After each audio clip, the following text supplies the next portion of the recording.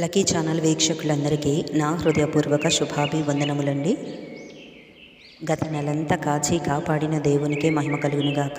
ఈ నెలంతా కాచి కాపాడుతున్న దేవునికి స్తుతులు స్తోత్రములండి. ఈ నెల దేవుని వాగ్దానము 2వ రాజులు 20వ అధ్యాయము 5వ వచనము.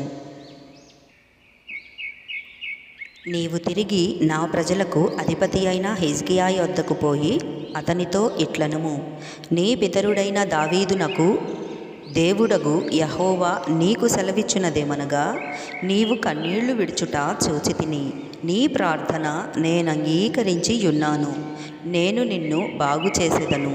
3వ దినమున నీవు యెహోవా మందిరమునకు ఎక్కిపోవుదువు. ఆమేన్.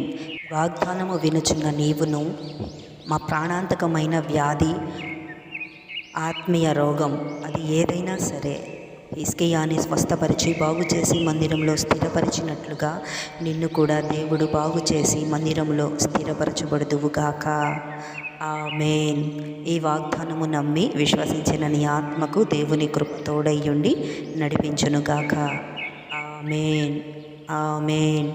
ఆమేన్.